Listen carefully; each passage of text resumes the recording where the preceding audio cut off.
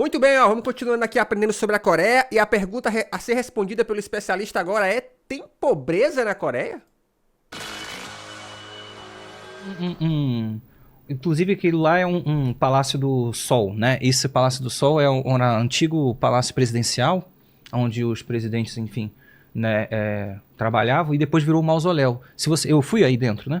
E aí dá pra você ver o Kim Il-sung e o Kim Jong-il Eu pensei que só eu tinha pensado nisso. Todo mundo pensou, né? Um cigarrinho de maconha. preservados, o corpo deles está preservado lá dentro. É um grande museu, né? Tá. A Arda Marcha também um período interessante para a gente notar, que as pessoas também jogam vários estigmas nos norte-coreanos, falam assim, os norte-coreanos são esfomeados e tal. E foi um período muito grave mesmo, que as pessoas efetivamente passaram por problemas de comida, e os norte-coreanos admitem isso. Foi um período em que era o fim dos anos 80 e início dos anos 90. A União Soviética tinha desabado, e a União Soviética representava não só a principal forma de comércio de muitos países, como o tipo de comércio que existia entre a Coreia e a União Soviética não era baseado no dólar, por exemplo, como a gente faz. Era muitas vezes baseado nas trocas, baseado em compensações, em subsídios muito grandes por parte da União Soviética. A União Soviética é um país extremamente rico em petróleo, por exemplo. E a Coreia, por muito tempo, acabou se ancorando nesse tipo de relação. A Coreia comercializava com quem? Vamos lá, com a União Soviética, com a Iugoslávia, com a Alemanha Oriental, com a Polônia, com a Romênia, com a Bulgária. Entre 1989 e 1991, o que acontece com esses países? Pô, derruba tudo. Eles desaparecem. Desaparece. E aí esses países são jogados a novas lógicas econômicas, baseadas no quê? No comércio internacional do dólar. São novas doutrinas econômicas. Então a Coreia do Norte perdeu totalmente o seu comércio exterior. Nesse momento em que ela começa, então, a tentar outros tipos de mercado, ela é impedida pelas sanções. Os Estados Unidos estabelecem sanções econômicas gravíssimas contra a Coreia. Isso também é uma coisa que precisa ser denunciada. E não sou eu que estou falando. São os próprios ex-presidentes dos Estados Unidos. Tem um vídeo muito interessante. Agora, meu Deus, eu me esqueci quem é, mas acho que é o Jimmy Carter. Tem um vídeo dele falando assim, as pessoas reclamam que os norte-coreanos têm lá suas dificuldades econômicas, mas nós trabalhamos durante décadas para impulsionar a economia sul-coreana e nós cercamos e bloqueamos completamente a economia norte-coreana. Então, como é que a gente pode reclamar agora que eles não conseguem desenvolver a sua economia? Então, Porra, a história, né, cara? A história é um negócio doido.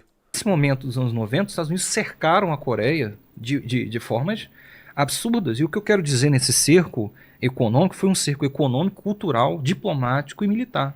A Coreia é impedida de comprar coisas muito básicas por sanções dos Estados Unidos e da ONU. As pessoas podem detestar o Kim Jong-un, podem detestar o Estado coreano, mas isso não dá direito aos Estados, né, às organizações internacionais, de proibir, por exemplo, que paracetamol seja vendido. Mas é proibido. Por que será? Os norte-coreanos não podem comprar remédios. Olha eles. Quando uma série de desastres... Cara, tá ligado nisso? Você aí, ó, você aí que tá assistindo. Você tem uma febrezinha, você vai na farmácia e compra um paracetamol. Os caras são impedidos de comprar básico, remédio pra febre. Aí você pergunta por quê? Pra criar em você e em todo mundo essa percepção de que, olha, países que não são capitalistas não dão certo. É por isso que não dá certo, amiguinho. Climáticos atingiram a Coreia nos anos 90, que é uma região geográfica ali, localizada num lugar muito suscetível às chamadas chuvas de monções, aos tufões, muitos tufões. Tem uma temporada de tufão que é assim, marcado. Todo ano ele passa, inclusive estamos no meio de uma, né? Os tufões passam por aquela região. Nos anos 90, essa temporada foi extremamente terrível, arrasou completamente as fazendas coletivas, arrasou completamente o campo, o raro campo agrícola, né? Houve erro interno, inclusive, porque a economia norte-coreana de grãos era incrível nos anos 60 e 70, mas os norte-coreanos abusaram demais da terra e do uso de alguns insumos, né, agrotóxicos e tal, que exauriram a terra com o passar do tempo, né? E isso teve um preço nos anos 90. Os tufões acabaram com as cidades agrícolas, acabaram com... E a gente está falando aqui de tufão que não só é uma grande quantidade de vento, mas você tem os rios que sobem, você tem grandes quantidades de água que são, assim, caudalosas, fluxos de água que derrubam, destroem cidades inteiras, né? Então você perdeu o campo agrícola. Quando ela vai buscar, então, a alimentação para compensar a perda interna lá fora, ela é bloqueada pelos Estados Unidos e pela ONU. Tudo que os norte-coreanos o cerceamento que eles vão sofrer, o que eles vão procurar nesses anos 90? Substituir, então. Tudo que antes vinha de fora, eles vão produzir internamente. A ideia Juche, esse nome Juche, que inclusive já vou falar para você daqui a pouco quando eu falar aqui de 2 livros, né? Juche é o nome do socialismo coreano. Eles não se denominam marxistas-leninistas. Eles se denominam... Porra, isso aqui é uma parada pra gente aprender, tá? Porque toda vez que se fala sobre comunismo, socialismo, os caras vêm com a história de mas o Karl Marx isso, mas o Karl Marx era aquilo. E eu vi alguém falar, não sei se o Ian, ou se o Gustavo, ou foi o tio João, sei lá, falou isso e me marcou muito, que falaram assim, cara, o tipo de comunismo ou socialismo que a gente sonha que role no Brasil, ele não será exatamente igual aquele que rolou na Rússia, porque nós temos as nossas próprias características. A gente tem a capacidade de olhar para aqueles exemplos e fazer adaptações que a gente ache coerente com a nossa realidade. Não tem idealismo no comunismo, pois é. E o que ele tá falando aqui que rola na Coreia, então, é algo já nessa vibe. Então, isso nem é novidade, né, cara? Denominam Jucheanos.